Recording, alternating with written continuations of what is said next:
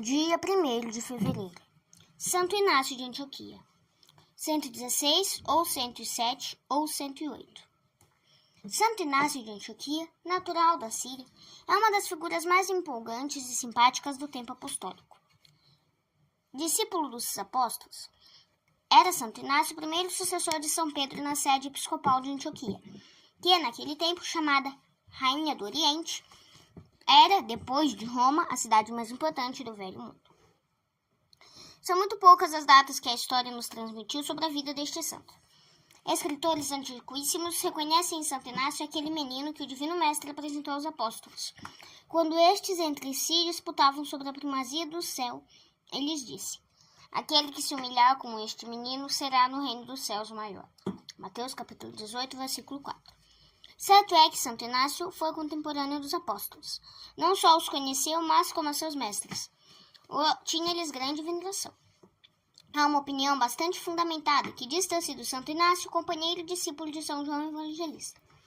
Inácio é conhecido também pelos nomes de Nuron, palavra síria que significa como Inácio, fogo, e Teoforo. Chamaram-no Teoforo em alusão ao fato que Mateus refere, no capítulo 18 do seu Evangelho, de Jesus ter chamado ao menino e o pôs no meio dos apóstolos.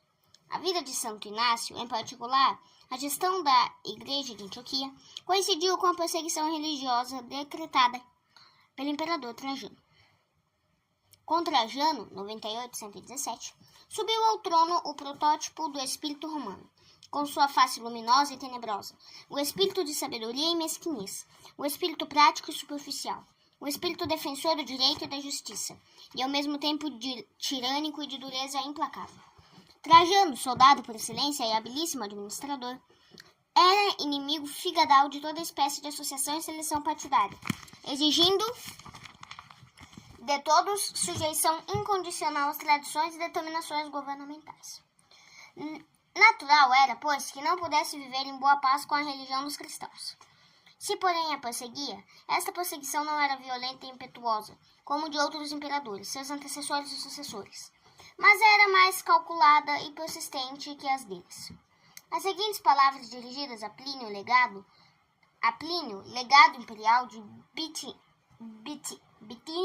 Bitínia, caracterizaram-se-lhe o modo de agir. Não convém dar a busca aos cristãos, mas acusados e examinados devem ser condenados à morte, caso não queiram largar do cristianismo. Assim se explica porque a perseguição de Trajano não se generalizou no império inteiro. Em compensação, era mais lenta e parcial, dependendo mais das autoridades locais do que da ordem expressa do imperador. Michler. Uma das vítimas da perseguição de Trajano foi Santo Inácio. Acusado e condenado em Antioquia, foi levado a Roma, onde sofreu martírio, sendo Sura e Senécio cônsules. Escoltado por 10 soldados, fez viagem à capital do império, sendo por toda parte festivamente recebido pelos cristãos por onde passava. De Seleucia para Porto de Antioquia, o navio o transportou a Esmirna, onde se encontrou com o bispo Policarpo, e recebeu as numerosas comissões que as igrejas da redondeza tinham delegado para saudar. De Esmirna chegou a Troas, de onde dirigiu diversas epístolas aos filadélfios, a Policarpo e aos esmirnenses. A viagem prosseguiu por mar até Macedônia, e só após 11 meses chegou a Roma. Embora sujeito a uma rude escolta de soldados ímpios e desalmados, Inácio transformou a viagem de tortura em percurso apostólico. As admiráveis epístolas que escreveu são reflexo do grande amor que consagrava Jesus Cristo e a Santa Igreja. Em todas elas manifestam um zelo extraordinário pela salvação das almas e pela conservação da fé pura. Não perde ocasião de pô-los e da fé pura. Comovedoras são as palavras com que conforta, anima e consola os fiéis. Não perde ocasião de pô-los de sobreaviso contra o perigo, que vinha dos judeus e de seitas judaizantes, que negavam a morte e a humanidade de Jesus Cristo. Ao mesmo tempo, os admoestava para que se conservassem na unidade da fé.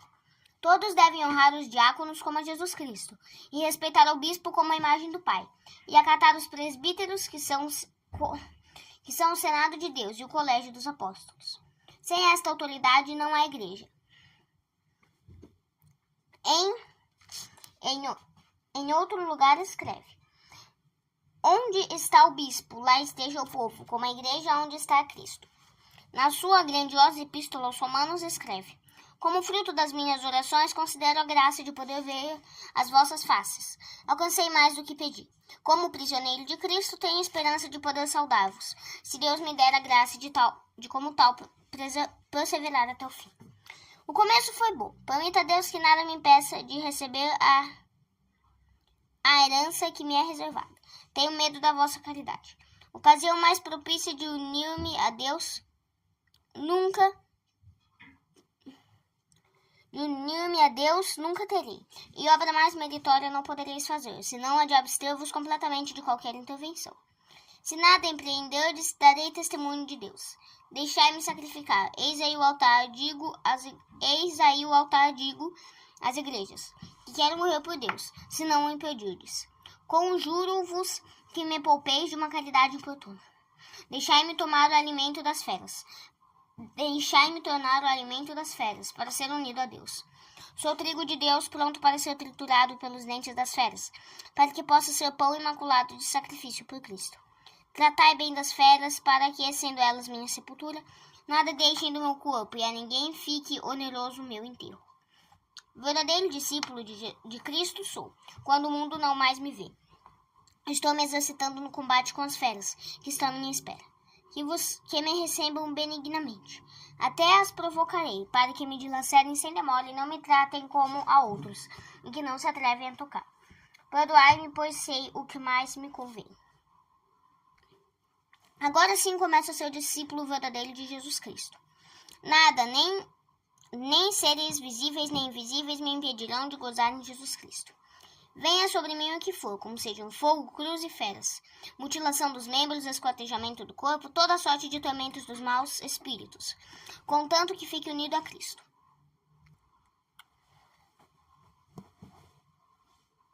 Nenhum valor tem para mim o mundo e seus impérios. Melhor é morrer por Cristo que reinar no mundo. Procure aquele que ressuscitou por nós. Está perto a minha libertação. Tende piedade de mim, meus irmãos, e não me priveis da verdadeira vida. Não me condeneis aquilo que para mim é morte. Quero morrer. Meu amor é o crucificado. Há só uma fonte de vida. É aquela que em mim se manifesta e diz: vamos ao Pai. Se consigo a felicidade de sofrer, vereis nisso o efeito de vossa boa vontade. Se não a alcançar, será por vossa culpa, e me tereis tratado como inimigo. É esta a linguagem de um verdadeiro herói, a expressão mais sublime da ideia cristã, o cântico dos cânticos do martírio por amor de Jesus. Quando Inácio chegou a Roma, a cidade dos imperadores estava em grandes festas. Terminada a vitoriosa campanha contra os dácios, o imperador Trajano regalava o povo com festas estrondosas durante 123 dias. Os anfiteatros se regurgitavam e mais de 10 mil gladiadores deixaram a vida nos combates com as feras. De todas as províncias vinham os atletas e os governadores dos países mais longínquos os governadores dos países mais longínquos mandaram feras, prisioneiros, sentenciados e criminosos para a metrópole. É provável que a viagem de Santo Inácio obedecesse à ordem do governador de Antioquia, que, querendo também pagar tributo às festas do triunfo, mandou o bispo daquela cidade. Chegou o dia 20 de dezembro, dia em que Inácio devia comparecer no Coliseu. Lá estava no meio da arena. Ele, o bispo de Antioquia, o discípulo de São João, o intrépido mártir da fé. Para onde quer que se voltasse, o olhar sereno e calmo se lhe cruzava com o olhar de milhares e milhares, sedentos do seu sangue, pedindo-lhe a morte. Já se elevam as jaulas que trazem preso o rei do deserto. Abrem-se os gradis, e as feras, sequiosas do sangue das pobres vítimas, sobre elas se precipitam, com uivos que fazem gelar o sangue nas veias. Santo Inácio espera-as com calma e santo desejo. Elevadas as mãos ao céu, recomenda o espírito ao divino mestre, como quem deseja estar unido. Momentos depois, poucos vestígios de sangue na branca areia determinam um lugar, onde o santo mártir exalou o último suspiro, e onde sua alma puríssima encetou louvor sublime às alturas do reino do céu. Aqui e acolá se vê um ou outro osso esparso, que dá testemunho da prontidão com que as feras cumpriram o desejo do santo. Horas depois se vê um pequeno grupo de cristãos entrar na arena do anfiteatro, agora deserto, para retirar e guardar as santas relíquias do bispo de Antioquia. Que é contraste. De um lado, um pequeno grupo de cristãos reunidos ao redor da urna que contém os restos mortais de um santo mártir, e do outro lado a sociedade romana, ébria de poder, riqueza e civilização, saciando os olhares no espetáculo do anfiteatro, onde um pobre velho é atirado às feras. As relíquias de Santo Inácio foram transportadas para Antioquia. Algumas partículas dessas relíquias descansam à sombra do terrífico anfiteatro, em Roma, que bebeu o sangue do santo mártir. Santo Inácio era bispo da mesma religião que professamos. Perguntemo-nos, que faríamos nós se as circunstâncias nos colocassem em condições análogas às de Santo Inácio? Temos a mesma fé e o mesmo amor a Jesus Cristo e à Igreja? Reflexões. Ardente era o desejo de Santo Inácio de poder sofrer e morrer por Cristo. Este desejo tinha origem no grande amor a Jesus crucificado.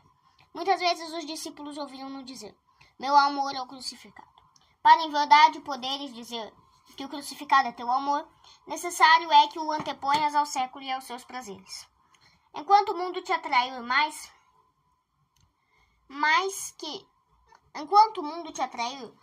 que Jesus Cristo, não é verdade que Jesus seja teu amor. Os dias do carnaval dar-te-ão ocasião ótima de mostrar que teu amor a Jesus é sincero. Muitos católicos, deixando-se levar pela onda de paixão, cegueira e loucura, cometem graves erros nos dias dedicados ao momo. Não os imites, mas coloca-te ao lado dos bons amigos de Jesus, evitando o pecado e consolando-o no seu grande sacramento do amor. 2. Santo Inácio, antes de sofrer o martírio, recomendou aos fiéis muita obediência aos bispos. Onde está o bispo, escreveu ele, deve estar o povo, da mesma forma que se diz: onde está Cristo, está a Igreja.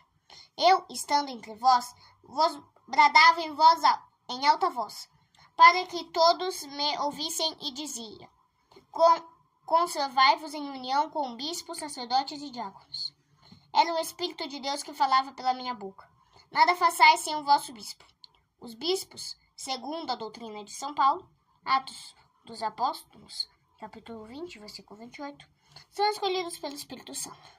Na Epístola aos Hebreus diz o mesmo apóstolo, capítulo 3, versículo 17, obedecei aos vossos superiores e sede-lhes sujeitos, porque eles velam, como quem há de dar conta das vossas almas, para que façam isto com gozo e não gemendo, pois isto é uma coisa que vos não convém. O tempo em que vivemos é da anarquia, da desobediência e desordem. Ninguém mais quer obedecer e servir. As ordens dos mandamentos dos bispos são por muitos criticados, desprezados e até ridicularizados. Que responderão ao eterno juiz que disse: quem vos ouve a mim ouve, quem vos despreza a mim é que despreza. E ainda, quem não ouvir a igreja, seja havido como pagão e pecador público. Mateus capítulo 18, versículo 17.